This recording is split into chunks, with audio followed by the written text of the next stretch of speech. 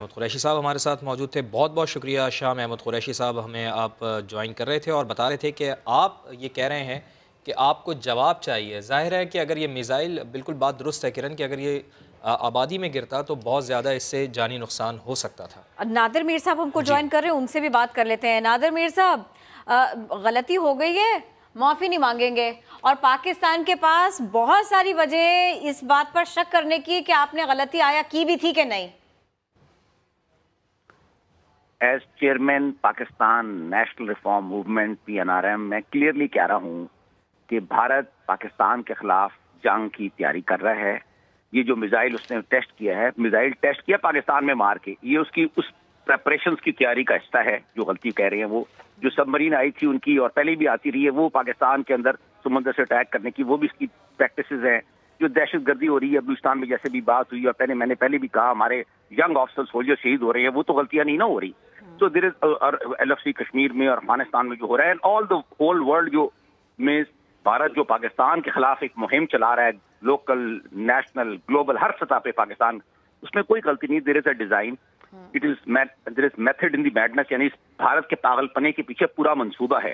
وہ منصوبے کا نام ہے پاکستان کے خلاف جنگ. وہ کس قسم کی جنگ ہوتی ہے وہ آپ ڈیبیٹ کر سکتے ہیں.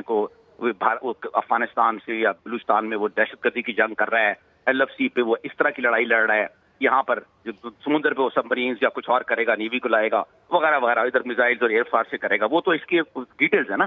مختصر بات یہ ہے کہ پاکستان کو اپنی پالیسی کلیئر کرنی چاہیے.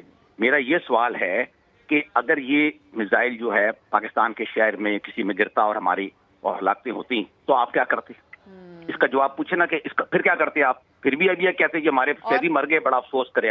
ہم سارے دن افسوس ہی کرتے رہتے ہیں، ہمارے شہید ہوتے ہیں، آپ افسوس کرتے رہتے ہیں. ایک بات اور بھی ہے، آپ نے جو میزائل بنایا وہ کس چیز کے لیے بنایا؟ اچھا، اور کس چیز کے لیے، اور یہ میزائل ہیں کس کے ہاتھ میں جس سے غلطیاں ہو جاتی ہیں اور غلطی میں فائر بھی ہو جاتا ہے؟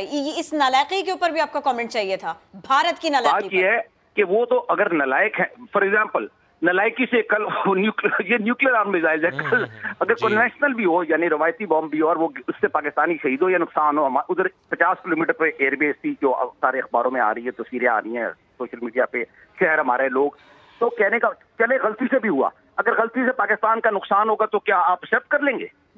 آپ کو اس پہ ریٹیلیٹ کرنا چاہیے. دس از دی آنسر.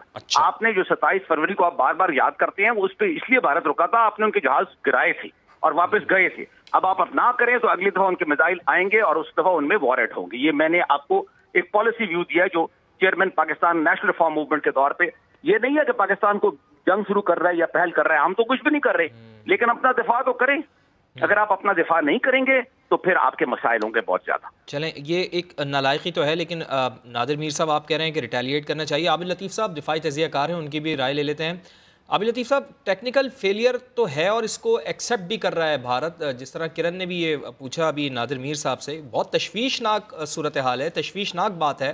عالمی برادری کو نہیں سمجھتا آپ کہ نوٹس لینا چاہیے اور اس چیز کو مد نظر رکھنا چاہیے کہ اس طرح کے ایٹمی ہتھیار ایک ایسے ملک کے پاس ہیں جس سے غلطی ہو جاتی ہے، غلطی سے وہ فائر کر دیتا ہے؟ سر جی دیکھیں، میں یہ سمجھتا ہوں کہ یہ غلطی نہیں ہے، یہ بیسکلی پاکستان کا جو اس ریجن کی اسٹریٹجک اسٹیبلٹی ہے اور جو نیوکلیر ڈیٹرنس ہے پاکستان کا، آئی تھنک اس پہ ٹیسٹ کیا گیا. This is for the testing waters.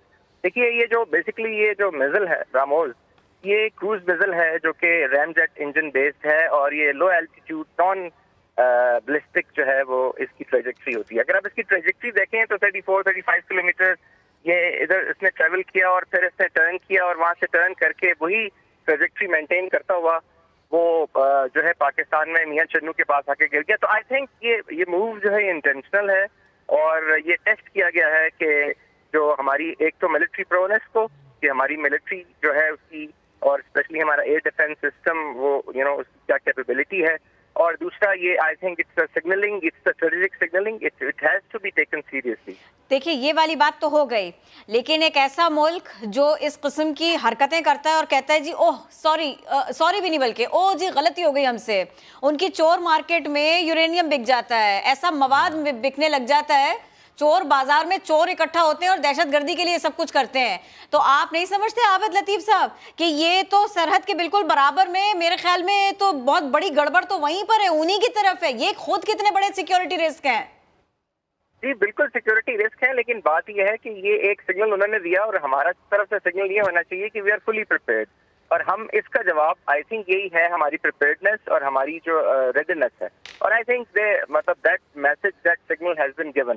تو اس لیے کوئی ایسی بات نہیں ہے جی، کوئی ایسی فکر کی بات نہیں ہے کہ مطلب دے ہیو مینس اور ہمارے پاس شاید مینس کی کمی ہے، لیکن نیچرلی یہ چیزیں جو ہیں یہ اس طرح کی نہیں ہے. یہ ایک مائنڈ سیٹ بھی ڈیفائن کرتی ہیں کہ اس وقت جو فینیٹک مائنڈ سیٹ ہے اکراس دی بارڈر، اور جو ایک فنڈامنٹلسٹ مائنڈ سیٹ ہے جو کہ بالکل ایکسٹریم رائٹ کے اوپر جا کے، تو آئی وڈ سے کہ ایک پیرانویا کی کیفیت ہے. اچھا، اس صورت سے یہ مائنڈ سیٹ بھی وہ ڈیفائن کرتا ہے. آئی تھنک ہمیں ان چیزوں کو بھی کنسیڈر کرنا چاہیے.